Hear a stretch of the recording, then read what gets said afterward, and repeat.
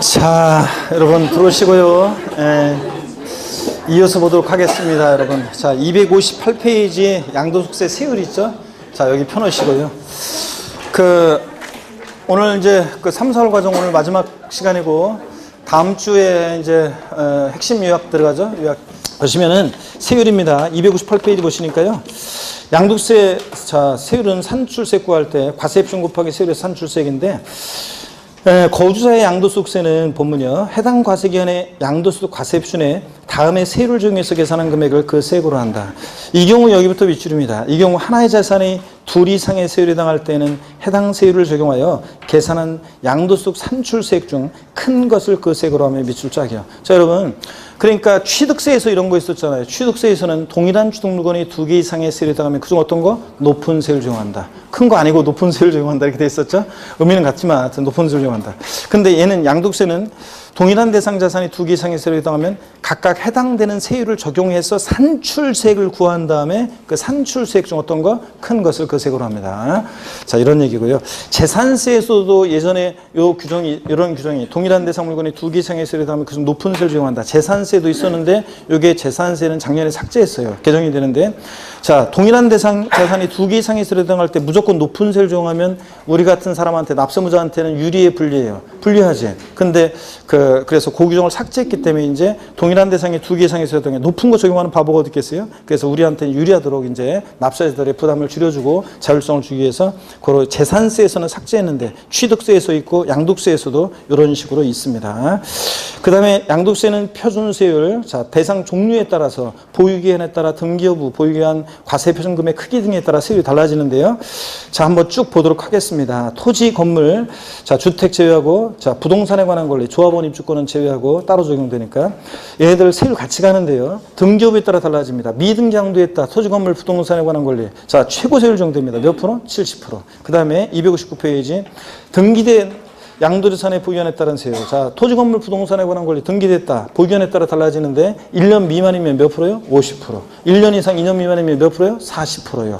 2년 이상 보유했다 그러면 6%부터 42%까지 과표 크기에 따라서 7단계, 7단계로 초과 누진세율 적용됩니다.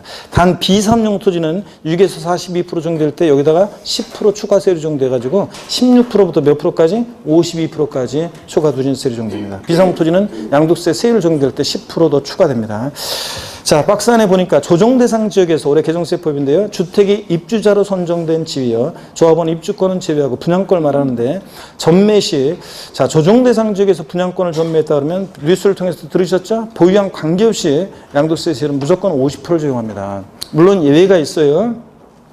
무주택자로서 30세 이상이거나 뭐 그런 등등 일정한 사유가 있으면 이제 요거 그 입주권 요거 분양권 참 입주권 분양권을 전매했을 때 50% 무조건 적용하는 거 요 규정을 해서 제외되는 예외가 있긴 있지만 하여튼 원칙적으로 조정 대상 지역에서는 분양권은 자 무조건 1년 이상 2년 미만 보유했더라도 무조건 몇 프로다? 50%입니다. 근데 조정 대상 지역이 아닌 지역은 분양권 1년 미만이면 몇 프로? 50%. 1년 이상 2년 미만 보유하면 몇 프로? 40%. 2년 이상 보유하면 6에서 42% 적용됩니다. 분양권.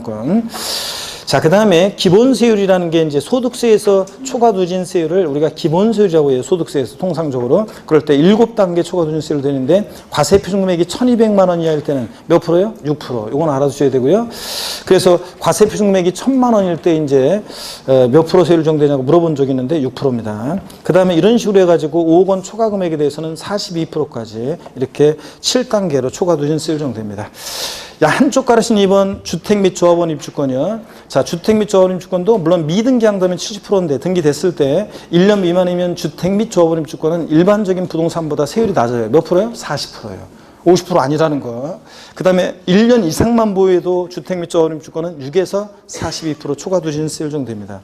다만 보충 내용이 올해 개정세법인데 조정 대상 지역 내에서 1세대 2주택자가 양도할 때는 이 기본세율 정도될 때 여기다가 10% 추가해서 16%부터 52%까지. 그 다음에 1세대 3주택 이상자가 먼저 양도하는 주택에 대해서는 조정 대상 지역에서는 20%를 추가합니다. 그래서 6에서 42% 정도 될 때 기본세율에다가 20% 추가하니까 26%부터 몇 프로예요? 62%까지 이렇게 초과 누진세율이 적용됩니다. 자, 물론 이제 올해 4월 1일 이후 양도분부터 적용하는 거고요. 기타 자산 봅니다. 기타 자산 나왔다 그러면 그 옆에다가 골프형권 하나 딱 써놓습니다. 골프형권 그러면 특정 법인 주식, 특수업종 영위하는 부동산 과다 보유 법인의 주식, 또 사업용 고정자산과 함께 한다는 영업권, 또 특정 시설물 이용회원권이 있었는데 거기다가 예를 하나 딱 적어놓습니다. 골프형권 같은 이런 기타 자산을 양도했을 때는요, 얘네들은 보유기한 관계없습니다. 좌우지간 6에서 42% 초과 증세율 정도예요. 6개월 보유하고 양도하는 골프형권의 양도세 세율은 50%이다. 그럴듯하지만 골프형권 기타 자산은 좌우지간 뭐라고요? 6에서 42%입니다, 여러분. 아셨죠? 무조건 기타 자산, 골프형권은. 파생상품은 20%인데 여기다가 이제 탄력세를 적용되는데 자세한 거 모르셔도 되고요. 20% 여기다가 탄력세를 적용할 수 있습니다. 그 탄력세율 얘기가 참고에 나와 있습니다. 참고적으로 보시고요. 세율 정리됐고요. 그 다음에 261페이지 특례세율인데 이거는 뭐 그 투기지역 내에서 지정지역 투기지역 내에서 양도할 때 이제 1, 3주택이나 비상주택 양도할 때 이제 이거 탄력세를 적용하는 건데 10% 더하고 이렇게 적용하는 건데 됐고요. 일단 지금은 이런 거. 자, 그 다음에 양가로 4번으로 쭉 내려왔어요. 양가로 3번도 그냥 읽어보시고 여러분이 둘 이상 세당할 때 높은 거 적용하고 이런 것들 쭉 읽어보시고 그 다음에 양가로 4번 보유기한 계산 있잖아요. 양도세 세율은 보유기한에 따라 세율이 달라지는데 등기된 것은 그럴 때 보유기간 그러면 당해재산 취득일로부터 양도일까지로 하는데요. 예외가 있어요. 다만 다음에 원에 해당하는 경우에는 각각 그 정한 날을 당해재산 취득일로 본다 그래서 예외가 있는데 동그라미 1번이요. 상속받은 자산은 피상속인이 해당 자산 취득한 날부터 기산한다. 원래 상속받은 자산은 양도 및 취득 시기가 언제였냐? 상속개시. 장기 보유특별공제 적용 시도 상속받은 자산은 상속개시. 원래 상속개시부터 보유하기 시작하는데 자, 요 세율 적용 시에만 상속개시이 아니라 어느 때부터 보유하기 시작한다? 피상속인이 취득한 날부터 보유하기 기산한다는 거. 요걸 주의합니다. 그래서 나중에 5, 6월 달에 핵심 요약에서 이제 5, 6월 달에 심화하면서 핵심 요약했을 때 또 사례 연습 자세히 해볼 거예요. 그때는. 오늘은 그냥 간단하게 돌아가신 피상속인이 어떤 것을 1년 보유했고요. 또 만약에 을 상속인이 상속받아서 요거에 만약에 6개월 보유했고요. 6개월 보유했고 그리고 제3자에게 이제 이것을 양도하는 이런 경우에 자, 장기 보유통제 적용시라든가 그런 거 할 때, 이거 2년으로 하긴, 장기 보유통제 적용시라든가 뭐 이런 거 할 때는 다 상속 개시로부터 보유하기 시작하는데 세율 적용 시만 어느 때부터요? 피상속인 취득일부터 보유하기 시작하네요. 이게 만약에 주택이었다 그러면 자, 양도세 세율을 적용할 때 만약에 상속 개시로부터 보유하기 기산했다 그러면 1년 미만이니까 주택 양도했을 때 몇 프로 세율 적용돼요? 몇 프로 세율 적용돼? 1년 미만 보유하고 양도하면 주택 및 조합원의 주권은 몇 프로 세율 양도세 세율이 적용돼? 응? 40%죠. 1년 미만이면 40% 금방 받잖아요, 여러분들. 아, 진짜. 40%잖아요. 상속 개시일부터 보유는 기산하면 1년 미만이니까 6개월 보유했으니까 이게 이제 40%인데 다만 세율 적용 시에는 피상속인 취득일부터 보유는 기산하니까 이게 아니라 이때부터 시작하니까 3년 6개월 보유, 1년 이상 보유했으니까 6에서 42% 세율을 정한다 그런 얘기입니다. 예? 여러분. 자, 이렇게 해서 보유기한에 따라 세율이 달라질 때 그럴 때 이제 자, 어느 때부터 상속받은 자산은 보유한에 기산하냐는 건데 다 원래 역사는 나머지는 다 상속개시로부터인데 어느 경우만 세율 적용 시에만 상속개시이 아니라 어느 때부터 비상속인 취득일부터 보유한에 기산한다는 거. 이 얘기입니다. 넘어갑니다. 그것만 밑줄 그어놓고 나머지는 나중에 볼 거예요.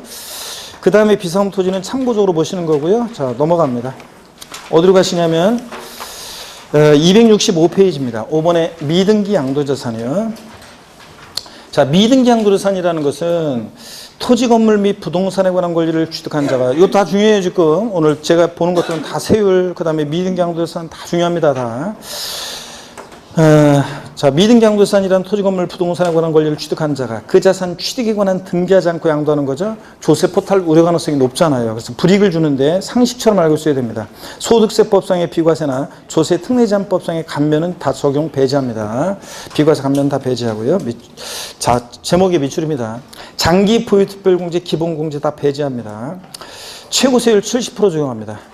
그리고 미등기 양도했는데도 근데 필요금계산 불이익 그래서 양도 차익을 추계 방법으로 계산할 때 필요금계산 공제액 중에서 토지 건물은 등기된 토지 건물은 3% 적용하는데 371에서 아까 미등기 양도하는 토지 건물은 필요경비 계산 공제 적용을 배제한다 그러면 틀리고, 배제하는 것은 아니고 불이익은 있습니다. 몇 프로? 1,000분의 3, 0.3% 아까 인정했잖아요. 자, 그런 것들. 그래서 미등기 양도하는 자산의 경우에 필요경비 계산 공제 적용을 배제한다 그러면 틀려요. 배제하는 건 아니고 불이익은 있다. 10분의 1밖에 인정 안 합니다. 그러면 여러분 보세요. 우리가 여기를 봅니다. 우리가 양도소득세 계산과정 가필차장 소기과에서 가필차장 소기과에서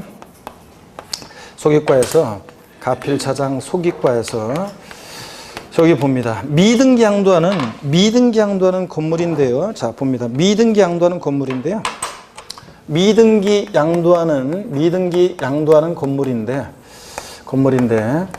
자, 양도가액이 5억이고 취득가액 등 기타 필요경비가 4억입니다. 양도소득 과세표준금액은 얼마인가? 얼마입니까?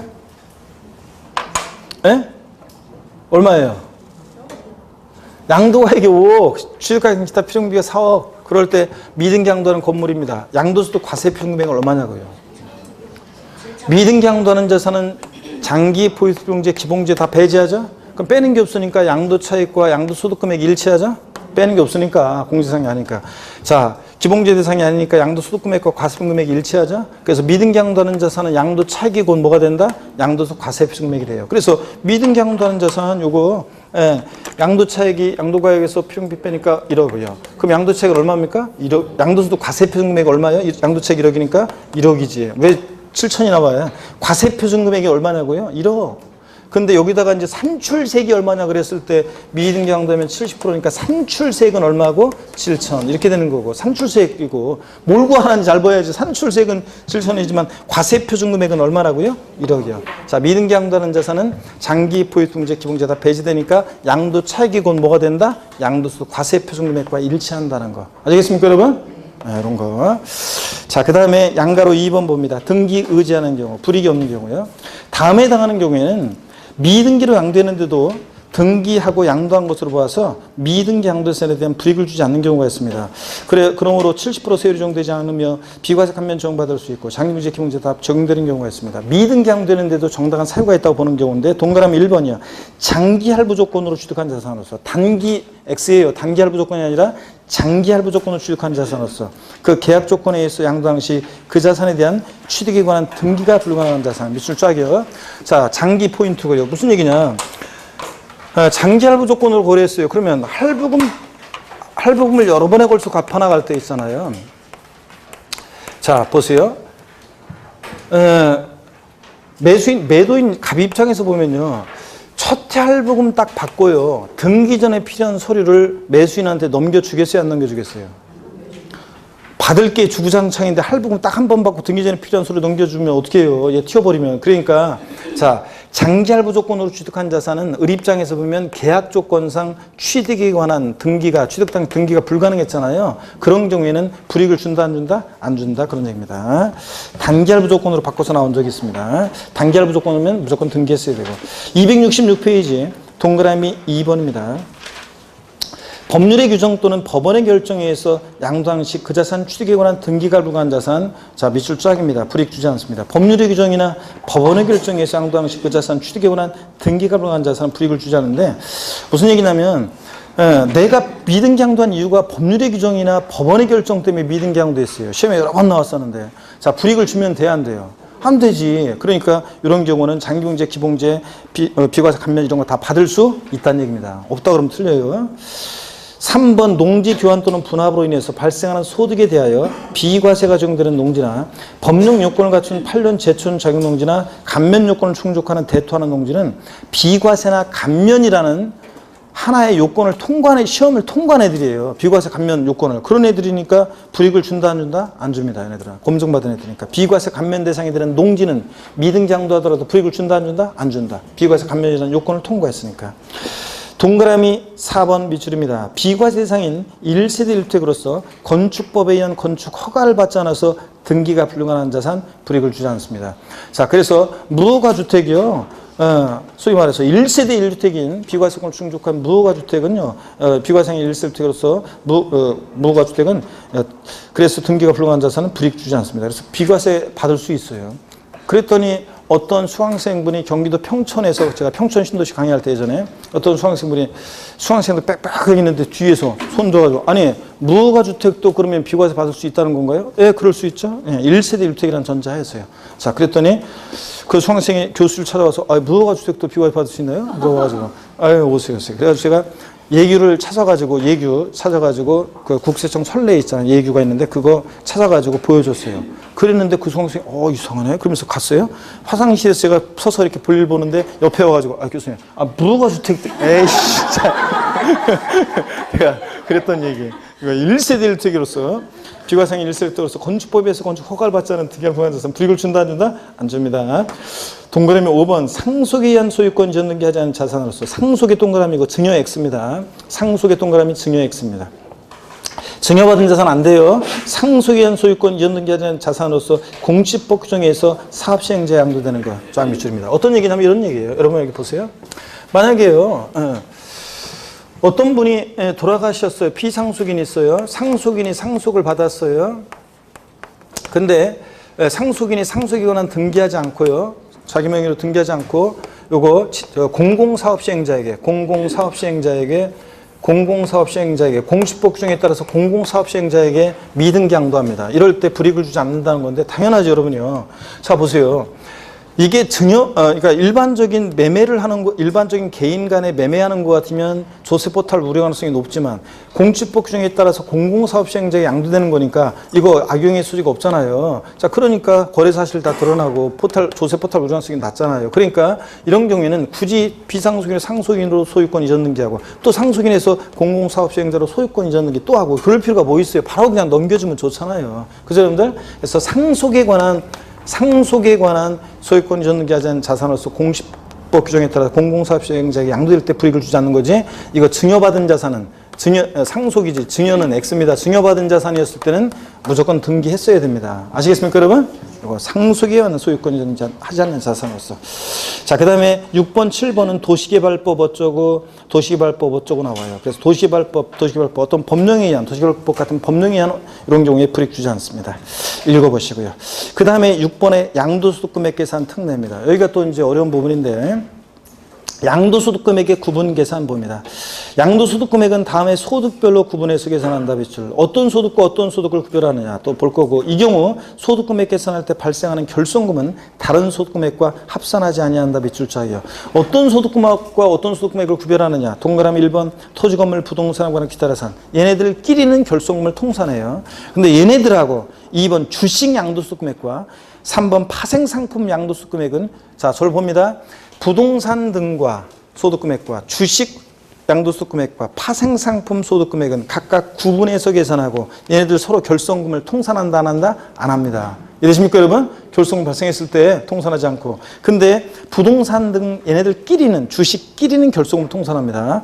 자, 그 다음에 양가로 2번 양도차손의 통산 쭉 한번 읽어볼게요. 세율별 공제 방법 처음 배우는데요. 위 양가로 1의 규정에 따라 소득 종류별로 양도소득금액 계산할 때 양도차손이 마이너스요 발생한 자산이 있는 경우에 다음의 순서에 따라 위 양가로 1의 각 소득별로 당해 자산의 자산 외의 다른 자산에서 발생한 소득금액에서 그 양도차손을 순차적으로 공제하는데요. 동그라미 1번이요. 세율별 공제라고 그래가지고 양도차손이 발생한 자산과 같은 세율을 적용받는 자산의 양도소득금액에서 먼저 공제하고요. 그 다음에 남는 게 있으면 동그라미 2번 양도차손이 발생한 자산과 다른 세율을 적용받는 자산의 양도소득금액에서 또 결손금을 공제합니다. 그 다음에 여기까지 보시고요. 자, 그 다음에 넘어갑니다. 267페이지 미공제분의 처리 밑줄입니다. 세율별 공제에서 공제지 못한 결손금을 어떻게 하느냐? 소멸합니다. 그러므로 미공제된 결손금을 여러분의 양도소득에서 발생한 이 결손금을 여러분의 종합소득금액이나 퇴직소득금액에서 공제할 수 없으며 다음과세 기간으로 이월공제도 받을 수 없다 밑줄 짝입니다, 여러분. 자, 그러면 어떤 얘기냐? 여기를 봅니다. 설명 한번 쭉 들어볼게요. 갑이라는 사람이 있는데요. 1월 1일부터 12월 31일까지 기간 동안에 있잖아요. 이때 상가, 건물을 팔았는데 상가가 유망하다고 그래가지고 그 지역 해가지고 신축한 상가 건물을 분양받았는데 그 지역이 그냥 계속 텅텅 비고 막 그런 바람에 오히려 상가 건물의 가치가 또 떨어져 버렸어요. 아니면 처음에는 그쪽이 번화가였었는데 옆에 번화가 신도시가 생기면서 여기 완전히 이제 죽어버렸어요, 상권이. 그래서 상가가 팔았더니 마이너스예요. 그래서 마이너스 4천 양도 차손이 발생했습니다. 자, 그 다음에 이 사람이 이제 또 토지를 팔았는데 예를 들어서 양도수익이 2천만 원 발생했고요. 이번에 또 같은 연도에 이 사람이 건물을 팔았는데 양도수익이 1천만 원 발생했고요. 또 이 사람이 비상장 주식을 팔았는데 양도수익이 3천만 원이 발생했습니다. 더 이상은 없고요. 자, 그러면 결손금 통사는 어떻게 하느냐. 먼저 세율이요. 얘는 6에서 42% 기본 세율 정도 되고요. 얘는 40% 세율 정도 되고요. 얘는 또 6에서 42% 기본 세율 대상이에요. 자, 주식은 뭐 신경 쓰지 마시고요. 뭐 자, 상관없고. 자, 그러면 여러분 보세요. 이런 경우에 세율별 공제를 하는데 결손금 할 때 세율별 공제라는 게 어떤 거냐면 이런 거예요. 70%, 그 다음에 50%, 그 다음에 40%, 그 다음에 6에서 42% 있죠? 요거는 자, 보세요. 다 각각 다른 세율이 적용되는 거예요. 자, 그럼 먼저 얘네들 부동산 등끼리는 결손금을 통산할 수 있는데 세율별 공제 원칙이 적용돼요. 같은 세율이 적용되는 것을 먼저 결손금을 통산한다. 같은 세율 어떤 거예요? 6에서 40%, 6에서 40%, 얘네들이네요. 자, 그럼 결손금을 먼저 얘네들끼리 통산합니다. 자, 결손금 요거 통산하니까 마이너스 얼마입니까? 3천. 자, 됐습니다. 결손금 통산하고. 그 다음에 이제 미공제된 결손금은 다른 세율이 적용되는 것으로 결손금을 통산해요. 요거하고 요거하고 다른 세율이 적용되는 거하고 결손금 통산해. 그러니까 얼마입니까? 마이너스 얼마입니까? 1천. 자, 그러면 여러분 보세요.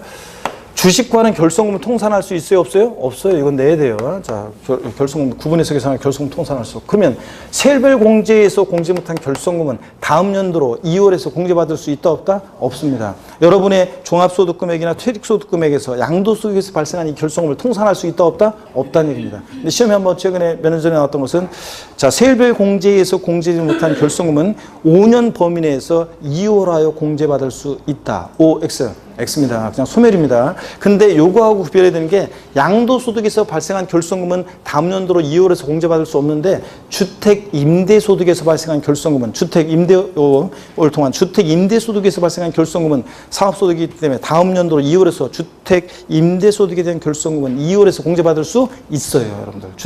자, 주택 임대소득은. 근데 양도소득에서 발생한 결손금은 다음 연도로 2월에서 공제받을 수 있다 없다? 없다. 이렇게 알아두시면 됩니다. 267페이지 봅니다. 양가로 3번 배우자 및 직계존비속 간 증여재산에 대한 이율과세 특례 있잖아요. 이게 어떤 건지 쭉 한번 제가 설명을 드려볼게요, 여러분들. 자, 오늘 이게 어떤 건지 한번 쭉 설명을 드려봅니다. 여기 봅니다, 여러분들. 자, 이거 어떤 건지. 자, 여기를 보겠습니다. 여기 어떤 거냐. 자, 이율과세 특례를 오늘 잘 설명을 들으셔야 됩니다. 오늘 조금 늦게 끝날게요. 오늘 마지막 시간이니까.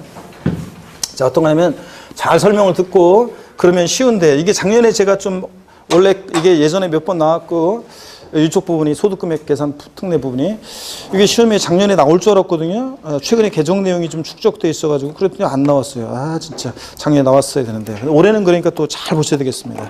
자, 그러면 어떤 거냐 한번 보겠습니다. 배우자요.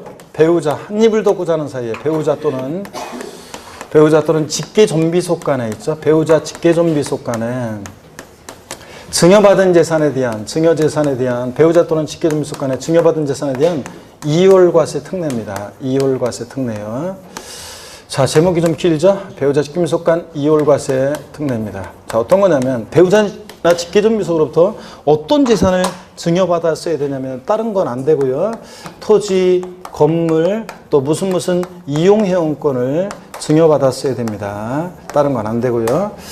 자, 그럴 때 배우자 직계존비속으로부터 예를 들어서요.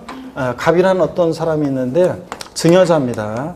그리고 증여를 받는 수증자가 있는데 얘네 둘 사이는 어떤 관계냐고요? 배우자 직계존비속 관계입니다. 배우자 직계존비속으로부터 증여받아서요. 제3자에게 양도를 했는데요. 증여받아서 몇 년 내 양도할 때 이 특례가 적용되냐고요? 5년 내요. 배우자 직계존비속으로부터 증여받아서 5년 내에 양도를 하게 되면 이율과세 특례가 적용되는데 자, 예를 들어서 이런 겁니다. 만약에 갑이라는 사람이 어떤 부동산을요. 자, 만약에 2012년도 예를 들어서 3월 달에 취득을 했습니다. 그리고 취득할 당시, 증여자가 이 부동산을 취득할 당시 취득 가격은 예를 들어서 2억 원이었어요. 자, 배우자나 직계림속에게 증여했는데 증여한 날이 만약에 2017년도 만약에 10월 달에 증여를 했습니다. 그리고요, 이 증여 당시 이 부동산에 대한 증여 당시 재산가액은 예를 들어서 5억 원이었습니다. 증여 당시 재산가액은 5억 원이었어요. 그 다음에 이것을 수증자가 증여받아서 제3자에게 2018년도 올해 만약에 예를 들어서 8월 달에 만약에 양도를 했습니다. 자, 양도를 했어요. 양도 당시에 실제 양도한 가격은 얼마였냐면 예를 들어서 7억 원에 팔았습니다. 자, 이런 얘기입니다. 그럴 때 배우자 직계미서로부터 증여받아서 몇 년 양도했어요? 5년 내 양도를 하면 이율과세 특례가 이제 적용된다는 건데, 그때 특례의 내용은 이거예요. 납세무자는 누가 되느냐? 자, 이 수증자 을이 증여받아서 양도한 것에 대한 양도소득세 납세무자는 누구냐면 수증자예요. 수증자 을이 양도한 겁니다. 양도세 납세무자는. 근데 양도소득세를 계산할 때 양도 가격은 7억 원, 이번에 판 가격인데 취득 가격을 어떤 거로 하느냐? 증여받을 당시 재산 가격으로 하지 않고요. 당초 증여자가 취득한 이 가격 있죠? 당초 증여자가 이 취득한 가격, 이것을 취득 가격으로 해서 양도소득세를 계산해요. 그래서 양도가액 7억, 취득가액은 2억으로. 아시겠습니까, 여러분? 요거. 그 다음에 보유기간 계산할 때도 원래 증여받은 자산은 증여받은 날로부터 양도일까지로 하는데 이율과세 특례 적용될 때는 장기 보유특별공제 적용시든 세율 적용시든 다 보유기간은 당초 증여자가, 자, 당초 보유기간은 당초 증여자의 취득일로부터 있죠. 증여자의 취득일로부터, 당초 증여자의 취득일로부터 요거 양도일까지로 이렇게 보유기간을 계산합니다. 네, 그러니까 만약에 증여받은 날로부터 양도일까지로 했으면 장기 보유통제 적용 시 장기보유제를 못 받는데 당초 증여자가 취득한 때부터 보유기간을 시작하니까 장기 보유 특별공제 받을 수 있어요, 없어요? 있잖아요. 이렇게. 자, 그래서 보유연수 2012년도부터 2018년이니까 한 6년 보유했나요? 그 보유기간에 따라서 3, 6, 18 이렇게 공제를 받을 수 있습니다. 장기 특별공제를. 그 다음에 또 보세요. 원래 양도소득세 계산 시에 기납부한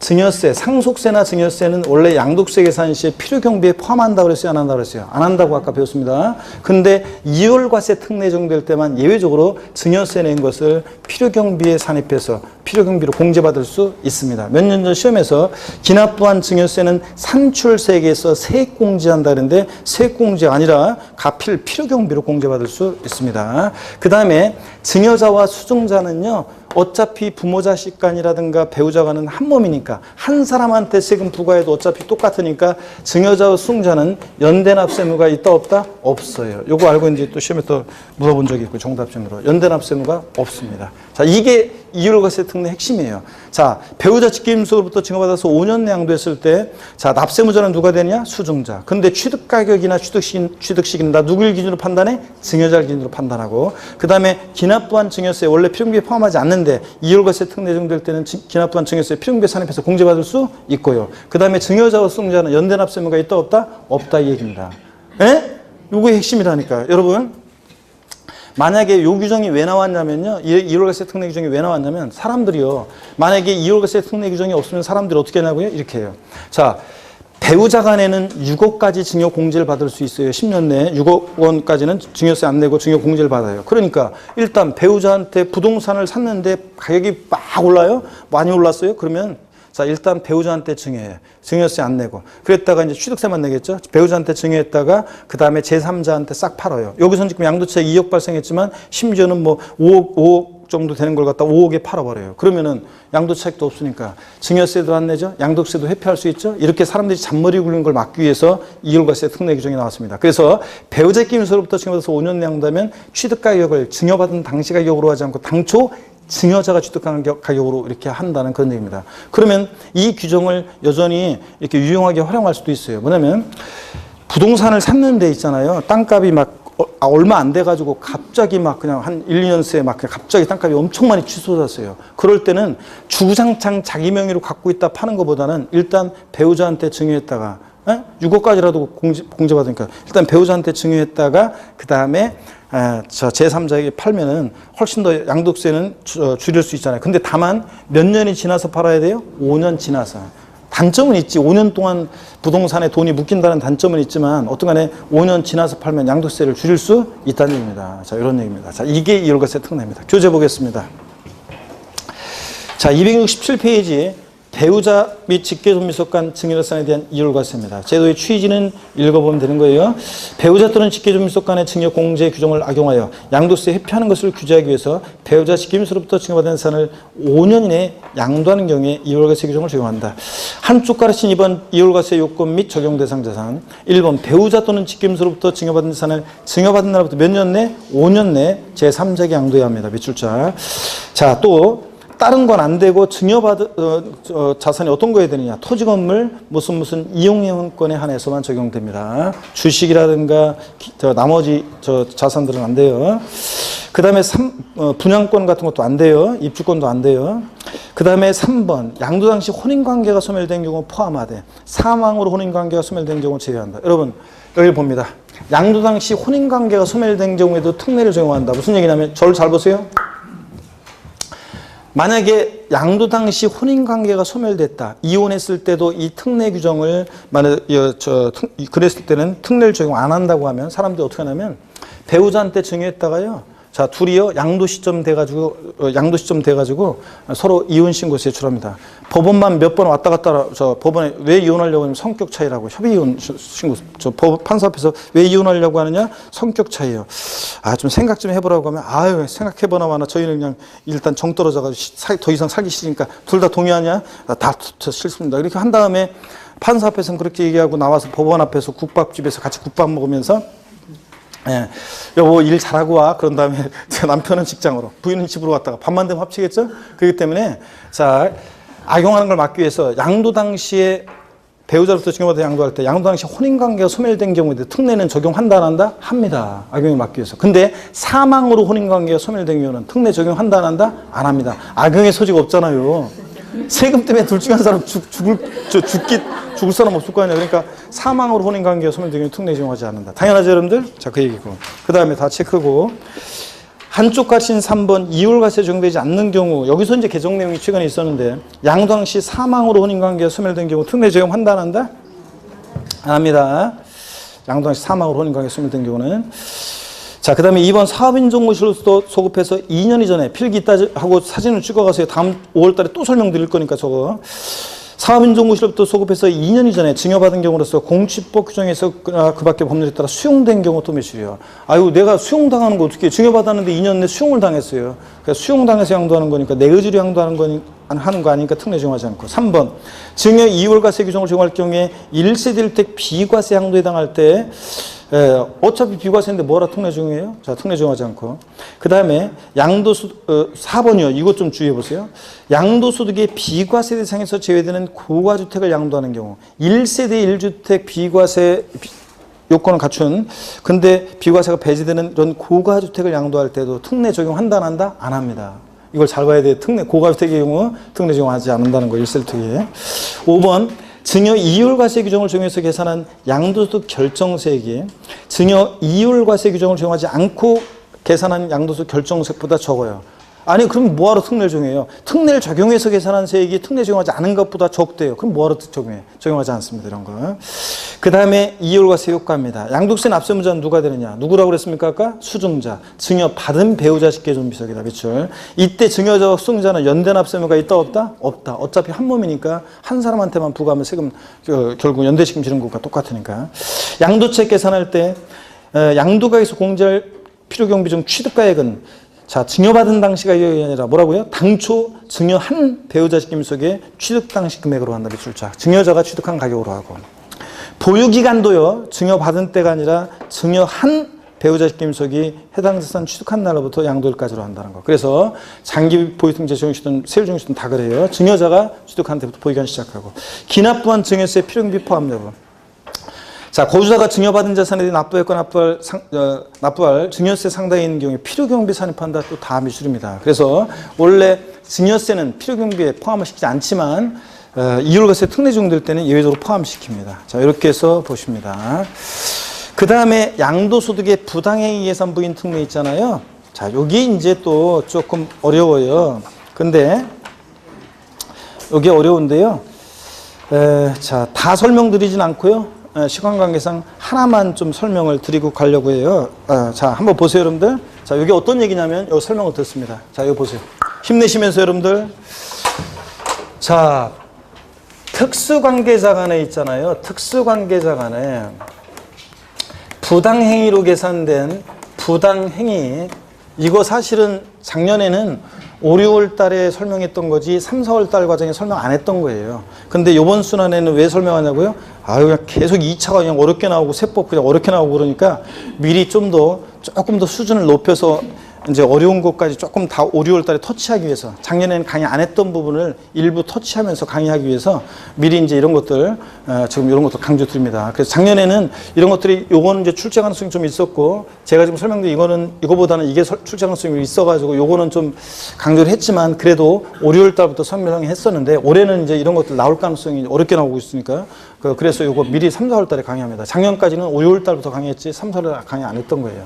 특수관계자 간에 부당행위로 계산된 그 계산을 부인하는 특례예요. 부인하는 특례. 그래가지고 요거는요, 두 가지가 있어요. 하나는 특수관계자 간에, 이건 남남 사이에 적용되지 않고 특수관계자 간에 적용됩니다. 특수관계자 간에 증여했다가 증여 후 우회 양도하는 게 있고요. 우회 양도하는 게 있고, 또 하나는 특수관계자 간에 있죠. 특수관계자 간에 시가보다 낮게 저가로 양도하거나, 시가보다 낮게 저가로 양도하거나, 시가보다 높게 고가로 고가로 취득하는 경우에 자, 특례가 적용됩니다. 근데요, 시가보다 싸게 팔거나 그 다음에 높게 취득하는 경우에만 특례 적용되는 거예요. 이거 남남 사이여야지, 남남 사이에 특수관계자 간이어야지, 친족관계 등이 있거나 경영지배관계가 있거나 경제적 연관관계가 있는 특수관계자 간만 적용하는 거지, 남남 사이에는 싸게 팔든 비싸게 사든 뭔 관계가 있어요. 특수관계자 간인지 확인하고, 또 시가보다 낮게 양도할 때 특례 적용되는 거지, 높게 양도하면 특례 적용 안 돼요. 시가보다 높게 취득해야지 높게 취득해야지, 낮게 취득하면 특례 적용 안 돼요. 그러니까 헷갈리잖아요, 이게. 자, 그래서 헷갈리니까 머리글자를 따서 저도 세법 고수입니다. 여러분들이 이제 아까 세법 어렵다고 했는데, 이런 거 한 번 딱 듣고서 다, 이해 다 돼. 오케이. 싹 접수됐어. 그리고 딱 정리가 다 되고, 까먹지도 않고. 그러면 저희들 생계가 곤란하잖아요. 이렇게 되는 분들도 있지만, 대부분은 이제 이게 진짜 내 것이 되려면 5, 6월 과정도 거치고, 5회 특강도 듣고, 문제풀이도 듣고, 마지막 9, 10월 과정도 듣고, 파이널 마무리 특강도 듣고, 이래야지 되는 거지. 그래야지 이제 완벽하게 딱 내가 시험장 가서 합격 딱 하는 거지. 벌써 다 알아버리면 저희 곤란하잖아요. 물론 저희가 안 알려주려고 하는 건 아니고, 알려드리지만 이게 다 안 된단 말이죠. 수많은 수험생들이 맨날 그랬잖아요. 다 그래서 당연한 겁니다, 여러분들. 자, 그럼 보세요. 여러분이 이제 그런 과정들을 거쳐서 세법 고수가 되시는 거예요. 자, 저도 세법 고수입니다. 에브리버디 다 같이요. 시작. 저도 세법 고수입니다. 저도 저가양도 고가양수 이렇게 되는 거예요. 자, 시간 관계상 특수관계자 간의 증여 후 우회양도 있죠. 요거는 이제 이율과세 특례하고 비교해서 봐야 되는 건데, 일단 이율과세 특례가 출제 가능성이 제가 더 꼽히기 때문에 올해 이걸 먼저 딱 이제 3, 4월 과정에서 알아두시고, 5월 달에 제가 바로 5월 달에 이제 양도세 할 때 5월 달에 한 둘째 주 정도 되겠네요. 그때 증여 후 우회양도 있죠. 요거를 이제 딱 제가 비교해가지고, 요걸 먼저 딱 잡고 있으면 거기다가 비교해서 요걸 설명을 드릴게요. 오늘은 특수관계자 간의 저가양도, 고가양수 요것만 좀 설명드리겠습니다. 이거 보세요, 여러분들. 자, 어떤 거냐면 이런 거예요. 자, 요거는 특수관계자 간에, 특수관계자 그러면 자, 친족관계 등이 있거나 경영지배관계가 있거나 경제적 연관관계가 있는 자들을 말합니다. 자, 그러면 질문 하나 드려볼게요, 여러분들. 우리 회사의 종업원과 사업주인 나는 특수관계자겠어요, 아니겠어요? 네? 특수관계자입니다. 자네 명의로 이렇게 내 말 안 들으면 걔는 이거잖아요. 뭐 자네 명의로 어떻게 얘기 좀 하려고 건데 협조 좀 하려고 하는데 안 돼서 다음에 꼬투리만 잡히는 거지. 그러면 좀 들어보세요. 제가 사업주인데요. 우리 회사 종업원과 생계를 같이 하는 가족이 있어요. 자, 그 생계를 같이 하는 종업원, 우리 회사 종업원과 생계를 같이 하는 가족과 저는 특수관계자가 있어요, 아니겠어요? 예? 아니에요? 여러분 주부 수강생 여러분 잘 들으세요. 여러분 신랑이 여보 내가 오늘 회사 와가지고 집에 오더니 내가 회사에서 우리 회사 회장님이 우리 회사 사장님이 아니 자기 당신 명의로 뭘 좀 이렇게 사서 이렇게 뭘 좀 하려고 한다고 하는데 그거를 갖다가 협조 좀 해달라고 하는데 어떻게 할까? 안 돼요. 뭐 법대로 우리 절대 그런 거 못 해준다고 그래요. 사장이나 회장이 할 말이 없죠. 다음에 무슨 꼬투리만 잡혔다 그러는 걔는 이거지. 남편 여러분의 신랑은. 그러니까 여보 그 사장이나 회장이 알아서 당신 다 책임져 주겠지 뭐. 자기가 그죠? 잘못되면. 그러니까 일단 간이라도 다 쓸개라도 다 빼주고 와. 이렇게 내조를 해야지. 그러니까 우리 회사 나와 경영지력 연관관계가 있거나 경영지배 관계가 있거나 이러면 친족관계뿐만 아니라 다 뭐가 된다? 특수관계자가 됩니다. 특수관계자 간에 시가보다 낮게 저가로 양도하거나 저가로 양도했을 때 한번 볼게요. 갑이라는 사람이 있는데 이 사람이 어떤 부동산을 옛날에 1억 원에 취득했던 건데 요번에요. 자, 을이라는 사람한테 요게 지금 시가가 6억짜리인데 요걸 갖다가 을한테 팔았더니 을이 지급한 대가가 3억 원이에요. 자, 그러면 여러분 보세요. 그러면은 남남사이 같으면 갑은요. 얘가 주인공인데 갑은 남남사이 같으면 실제 양도한 가액 3억 원, 취득가액은 정해져 있죠. 1억 원. 그래서 양도차액은 2억 이렇게 신고할 건데 알고 봤더니 얘가 형이고 얘가 동생입니다. 친족관계 등 특수관계가 있는 자거나 이렇게 거래를 했다. 그러면 자 얘기가 틀려져요. 특수관계자 간에 시가보다 낮게 저가로 양도했어요. 그러면 따져봅니다. 시가와 대가의 차이가 금액으로 3억 차이 나니 따져봐요. 여기서 지금 3억 차이가 나죠? 그럼 얘네들이 조세 부당하게 감소했다고 봐서 자 얘네들의 계산을 부인합니다. 여기 부당행위산 부인 특례는 조세에 부당한 감소가 있어야 돼요. 조세에 부당한 감소가 있어야 돼요.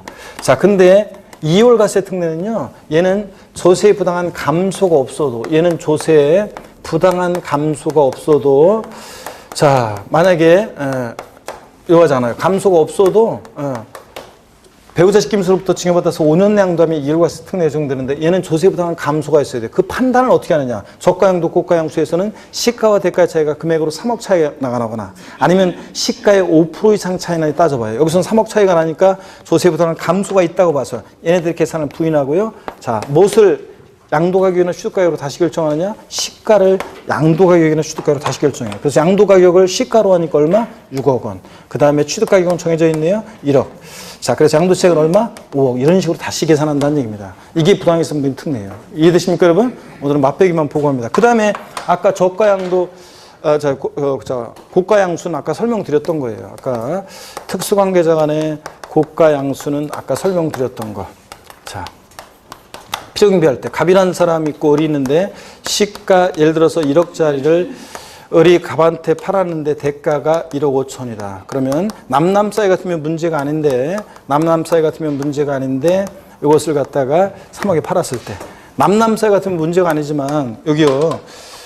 얘들 형제가 지간이다. 특수관계자 간에 만약에 이렇게 거래를 했다. 시가보다 높게 고가로 양수 취득을 했다. 그러면 자 얘네들의 계산을 부인하고 아까 무엇을 취득가격으로 다시 본다고 그랬습니까? 시가를 취득가격으로 다시 계산해. 그래서 아까 부당행위로 계산된 시가초과액 5천만 원은 을의 취득가격에 포함해 안 해? 안 한다고 그랬잖아요. 그래서 양도가격은 3억 원, 취득가격을 시가로 하니까 얼마? 1억 원. 이렇게 해서 다시 결정한다는 얘기입니다.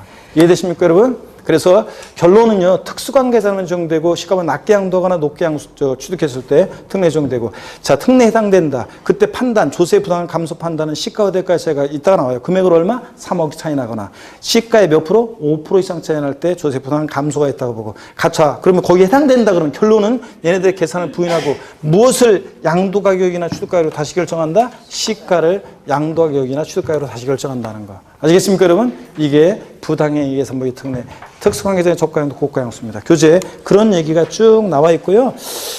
그래서 개요를 한번 볼게요. 개요를 납세지 양가로 사본 양도수익의 부당예산 부인해서 개요 납세지 관할 세무장 또는 지방국세청장은 양도수익 있는 고자 행위 또는 계산이 그 고자와의 특수관계인과의 거래로 인해서 그 소득에 대한 조세 부담을 부당히 감소시킨 것으로 인정되는 때 그 고자 행위 또는 계산에 관계없이 해당 과세액의 소득 금액을 계산할 수 이자가 빠져버렸네. 있으며 계산할 수 있으며 계산할 수 있으며 다음의 경우가 이해당한다. 그래서 특수관계자 간의 증여 후 양도, 특수관계자 간의 저가 양도, 고가 양수요. 자, 이거고 한쪽 가르친 2번 증여 후 양도는 다음에 배울 거고요. 일단 이월세 특례를 먼저 딱 잡아놓으면 요거 이제 비슷한 거라 헷갈리는 건데 다음에 설명해 드릴게요. 269페이지 봅니다. 한쪽 가르친 3번 저가 양도, 고가 양수의 경우. 자, 저도 세법 고수입니다. 동그라미 1번 특수관계인자와의 거래에 있어서 토지를 시가를 초과해 출가하거나 시가에 미달하게 양도함으로써 조세 부담을 부당히 감축해서 인정되는 때는 그 거저 행위 또는 계산에 관계없이 자, 쫙 밑줄입니다. 그 취득가액과 양도가액을 모르게 다시 계산한다? 시가에 의해서 계산한다.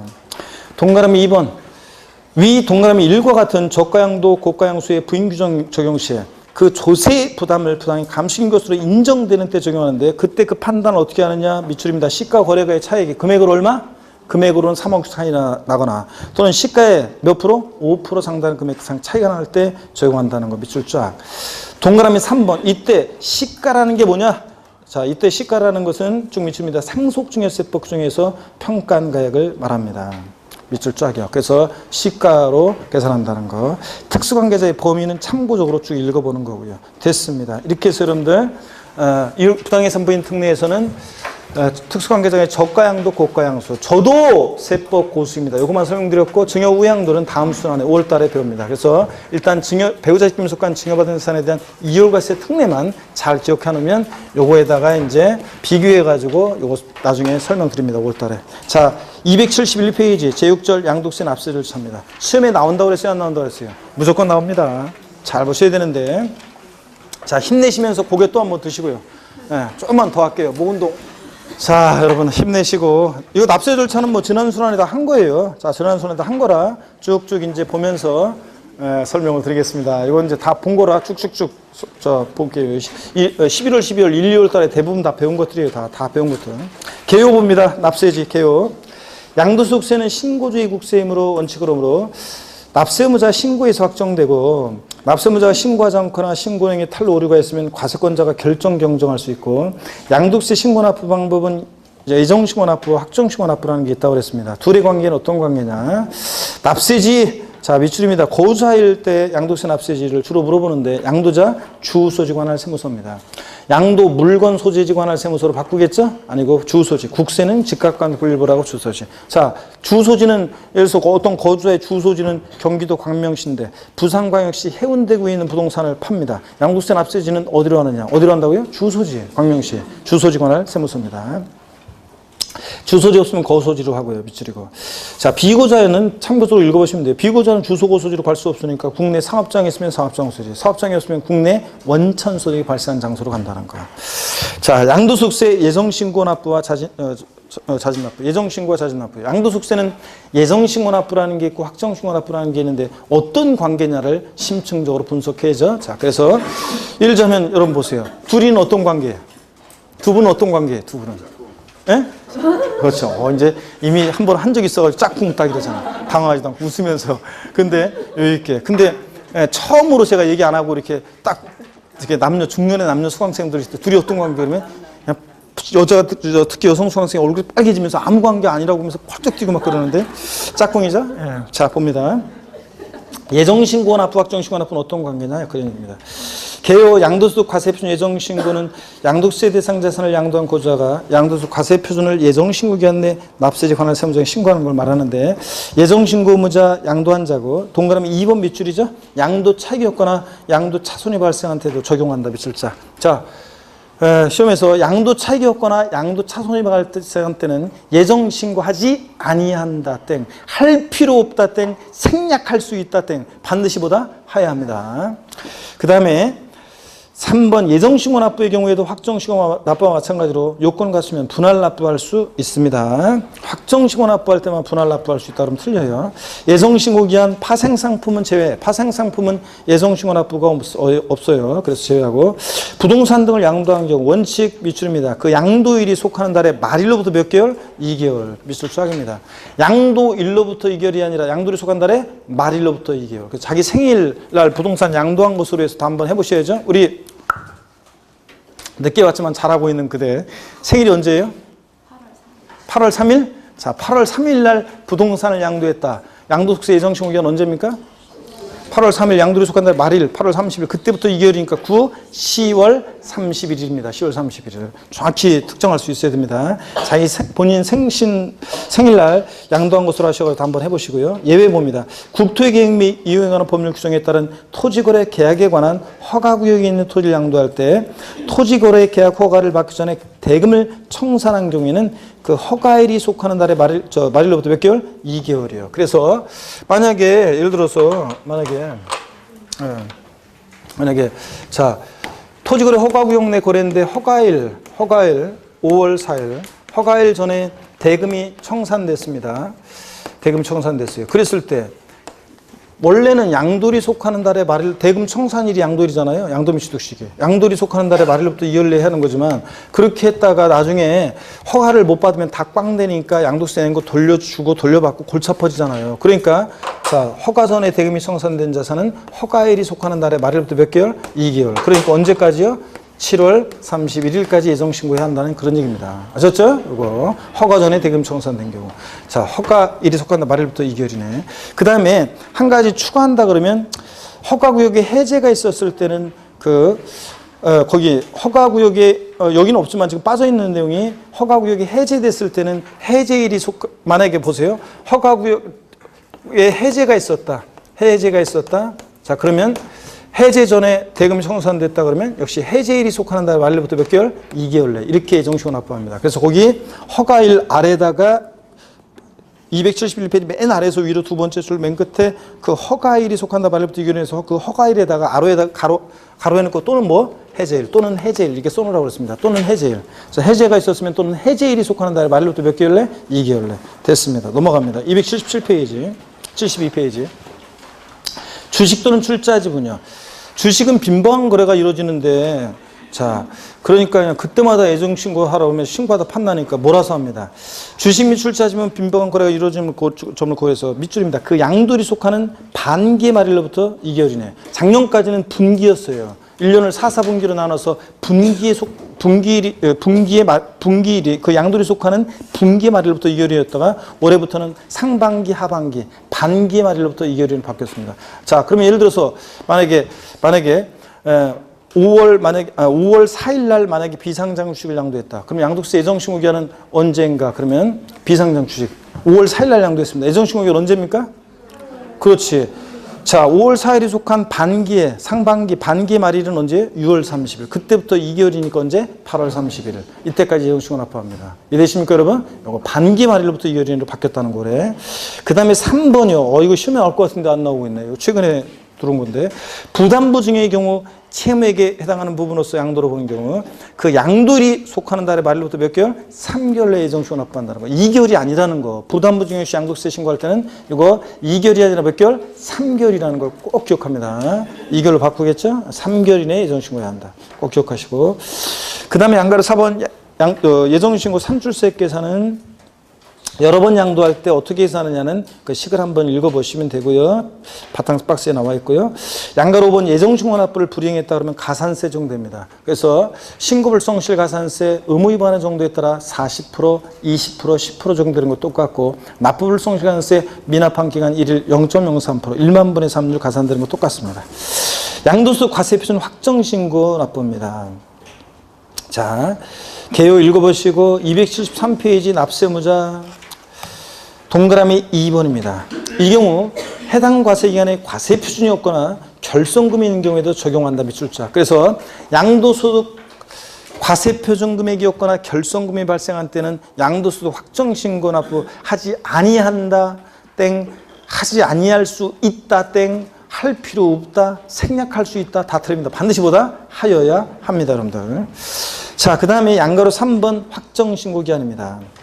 해당 과세기간에 양도소득 금액이 있는 고유자는 그 양도소득 과세 표준을 그 과세기간에 밑줄입니다. 다음 연도 언제? 이게 포인트죠. 다음 연도 언제? 5월 1일부터 5월 30일까지요.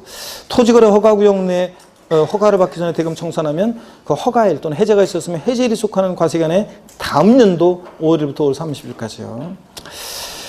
자, 동그라미 2번 확정신고 생략입니다. 이것도 중요하죠. 예정신고한 자는 해당 소득에 대한 확정신고하지 아니할 수 있다 밑줄이요. 그렇잖아요. 예정신고 했는데 다음 연도에 뭐하러 또 확정신고를 또 해요. 세금계산 달라질 게 없는데. 다만 또 밑줄입니다.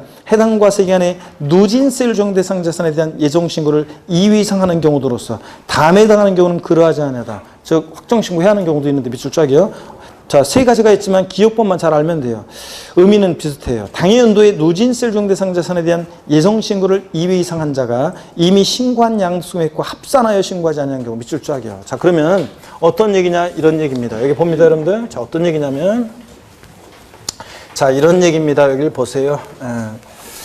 자, 예를 들어서 갑이라는 어떤 양도자가 힘들어 하시는 것 같은데 고지가 멀지 않았습니다. 이제 끝날 때가. 보세요. 이때 건물을 양도했는데 양도소득에 대해서 3천만 원이 발생했고 이 양도소득에 대해서 양도일이 속하는 날의 말로부터 2개월 이내에 예정신고를 했습니다. 자, 그리고 더 이상 양도한 게 없어요. 그러면 그 다음 연도 5월 1일부터 5월 31일까지 확정신고를 해야 되느냐? 자, 확정신고 해야 됩니까? 예정신고 한 자는 확정신고하지 아니할 수 있습니다. 뭐하러 세금에서는 달라질 게 없는데 또 해요. 그래서 예정신고 한 경우에도 확정신고는 어떤 경우에도 생략할 수 없다 그러면 틀려요. 확정신고하지 아니할 수 있습니다. 또 여러분 보세요. 이 사람이 또 이번에는 건물을 토지를 또 팔았는데 양도소득 2천만 원 발생했어요. 자, 그럴 때 양도소득세는 인세입니다. 양도자별로 1월 1일부터 12월 30일까지 발생한 양도소득을 전부 다 어떻게 합니까? 합산해서 과세합니다. 그래서 이게 누진세율 대상이다. 비례세율 대상이면 상관없지만 누진세율 대상이면 자, 과표가 커지면 자, 과세표는 요만큼일 때 세율 요만큼이었는데 과표가 커지면 더 높은 세율 적용받아서 세금 계산이 달라지는 이런 경우에 두 번째 합산해서요. 이것을 합산해 가지고 양도소득세를 합산해서 예정신고를 했어요. 두 번째 요거 토지 양도하면서. 자, 그러면 예정신고를 했어요. 자, 그러면 더 이상 양도한 거 없습니다. 그러면 뭐하러 다음 년에 또 해요? 확정신고하지 아니할 수 있습니다. 예정신고 한 자는 확정신고하지 아니할 수 있다. 그렇죠, 여러분들? 근데 다만 요번에 이렇게 했어야 되는데 누진세율 적용 대상 자산을 2회 이상 양도하면서 합산하지 않고요. 자, 합산하지 않고 요것에 대해서만 예정신고를 했어요. 그럴 때는 합산하면 세금 계산 달라지는 이런 경우에 그럴 때는 반드시 그 다음 연도에 합산해서 세금 계산해서 확정신고를 해야 하는 경우도 있다는 얘기입니다. 여러 번 자산을 양도할 때 마지막에 양도할 때는 이런 것들을 감안해서 세금 계산 달라질 때는 감안해서 마지막에 예정신고를 했어야 되는데 그러지 않으면 반드시 다음 연도에 그것을 감안해서 확정신고를 하여야 한다는 얘기입니다. 물론 기납부한 세금은 빼고 나머지만 납부하면 되겠지만 자, 그런 얘기입니다. 자, 그러면 됐고요. 자, 또 계속 이어서 보겠습니다. 확정신고 불행의 경우 가산세입니다. 동그라미 1번 확정신고 납부의 가산세는 예정신고 납부에 적용되는 가산세와 동일하고요. 다만 여기 밑줄입니다. 무신고 가산세와 납부 환부 불성실 가산세의 경우에 예정신고 납부와 관련한 가산세가 부과된 경우에 확정신고 관련한 가산세 가로 안에 예정신고 납부와 관련해서 가산세가 부과된 부분에 한정해서는 다시 부과하지는 않습니다. 자, 어떤 얘기냐? 이런 얘기라고 했습니다. 여기 보세요. 예정신고를 불성실해서 가산세가 적용됐었어요. 그럼 이번에 확정신고 시에 또 불성실해서 가산세를 적용할 때 예정신고와 관련해서 가산세가 부과된 부분만큼에 대해서는 확정신고 납부 시에 다시 가산세가 부과되지는 않습니다. 요 얘기에. 다시 부과된다고 예정신고 납부와 관련해서 가산세가 부과된 부분에 대해서도 확정신고 납부 시에 다시 가산세가 부과된다고 바꿔서 나온 적도 있고요. 또 이런 거 시험에 한번 나온 적이 있는데 보세요. 자, 예정신고를 이행하지 않았어요. 예정신고를 이행하지 않았는데 다만 그 다음 연도에 확정신고를 이행한 경우에는 예정신고에 대한 가산세는 적용하지 아니한다. OX예요. X입니다. 이게 왜냐하면 예정신고와 확정신고는 남남이에요. 아까 어떤 관계냐 물어보면 남남이에요. 그래서 예정신고 안 했으면요. 다음 연도에 확정신고를 이행하든 안 하든 상관없이 예정신고에 대한 가산세는 무조건 적용되는 거예요. 여러분들 올해 부동산을 팔았는데 예정신고 안 했잖아요. 그러면 가산세 무조건 적용돼요. 다음 연도에 나 5월 달에 확정신고 하면 괜찮잖아요. 아니에요. 다음 연도에 확정신고를 5월 달에 하더라도 예정신고 양도에 속한다 말일부터 2개월 이내에 불성실한 것에 대한 가산세는 무조건 적용되는 겁니다. 아시겠습니까, 여러분? 그러니까 예정신고를 무조건 해야 돼. 부동산 팔면은 양도세 낼 게 있을 때는. 그래야지 안 하면 무조건 다음 년도에 확정신고 하더라도 가산세가 적용됩니다. 이거 꼭 주의하시고 넘어갑니다. 자, 점점 더 힘들어 하시는 분들이 계시는데 이제 다 끝났어요. 자, 274페이지 물납과 분할납부인데 양도소득세는 물납이 허용된다 안 된다? 안 됩니다. 분할납부는 되는데요. 자, 고자로서 예정신고 또는 확정신고에 따라 납부할 세액이 각각 1천만 원 초과하는 자는 밑줄이고 동그라미 1번이죠. 자, 우리가 재산세나 종부세는 분할납부, 납부할 세액 얼마 초과할 때 제가 윙크 해달라고 그랬습니까? 500만 원 초과할 때. 근데 양도소득세는 1천만 원 초과할 때 분할납부할 수 있습니다. 재산세, 종부세는 500만 원 넘게 내기도 어렵지만 양도세는 1000만 원 넘게 내는 거 쉽죠. 1000만 원 초과할 때. 그 납부할 세액의 일부를 밑줄이고 동그라미 2번. 납부기한이 지난 후 2개월 이내 분할 납부할 수 있다. 밑줄 쫙이고 동그라미 3번입니다. 자, 그래서 납부기한 지나서 몇 개월 내? 2개월 내. 재산세도 납부기한 지나서 몇 개월 내? 2개월 내. 종합부동산세도 납부기한 지나서 몇 개월 내? 2개월 내. 자, 그 다음에 양도세도 2개월입니다. 자, 그래서 쉬운데 이거는 분납기한은 이제 다 통일했으니까 기준금액만 다릅니다. 또 납부할 수 있는 세액 처리 기준 이거 알고 있는지 최근까지 몇 번 물어봤습니다. 한 2번 물어봤는데 최근에도 납부할 세액이 1천만 원 초과할 때 분할 납부할 수 있으니까 1천만 원 초과하면서 2천만 원 이하, 2천만 원 초과 나눠서 납부할 세액이 2천만 원 이하일 때는 1천만 원 초과하는 금액을 분할 납부할 수 있다. 이 의미는 똑같아요. 납기내 최소 얼마 깔아? 1000만 원 깔아놓고 나머지 금액 분할 납부한다는 얘기입니다. 양도소득세 납부할 세액이 1600만 원입니다. 최대 분납가는 금액은 얼마입니까? 600만 원, 600만 원.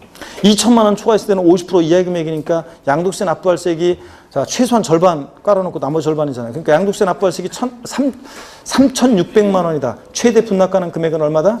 1800만 원. 이겁니다. 자, 그래서 처리 기준은 반드시 할 수 있어야 됩니다. 양도소득세, 부가세, 납부할 세액의 부가세목은 없어요.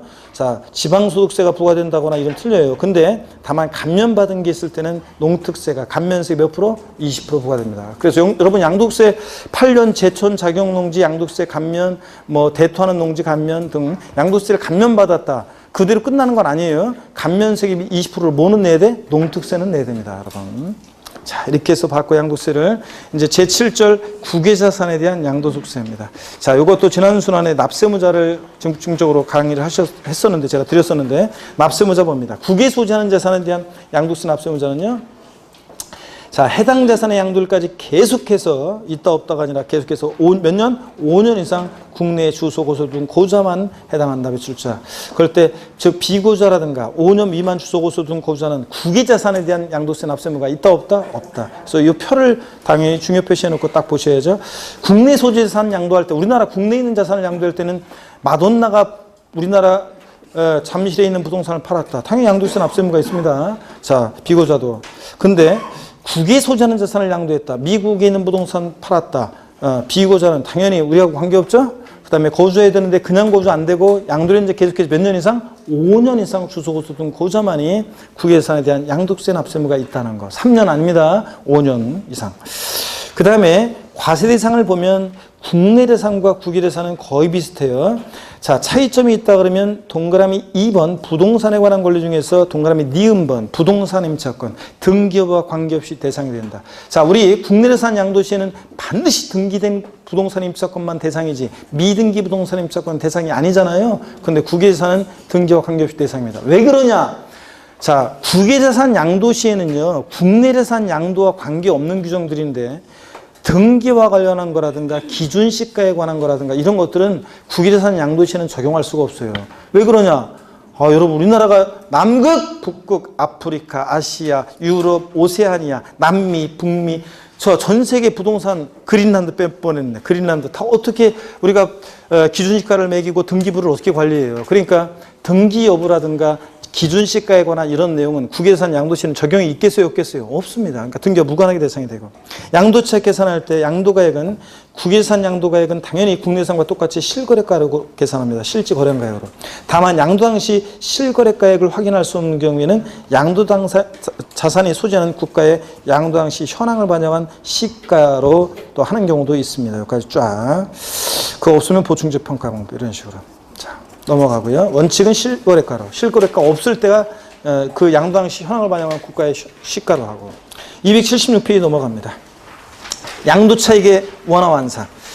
양도책 계산함에 있어서 양도가액 및 필요경비를 수령하거나 지출한 날 현재 외국환거래법에 의한 기준환율 또는 제정환율에 의해서 계산하는데, 포인트는 시험에 한 2번 나오는데 수령하거나 지출한 날 현재, 외국에서 거래했으니까 달러나 파운드나 엔화를 우리나라 돈으로 환산해서 계산할 거잖아요. 그럴 때 외화를 원화로 환산할 때 어느 때를 기준으로 하느냐, 수령하거나 지출한 날 현재인데, 이걸 시험에서는 양도일 현재, 등기일 현재 막 바꿉니다. 아니고 수령하거나 지출한 날 현재 기준환율 또는 제정환율에서 계산하고요. 됐습니다.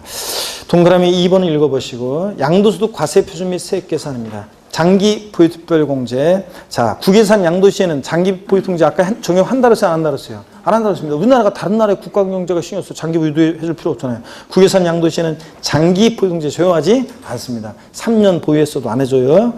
기본공제는 기본적으로 깔아줍니다. 기본공제는 소득별 각각 연회비 50만 기본적으로 깔아줍니다.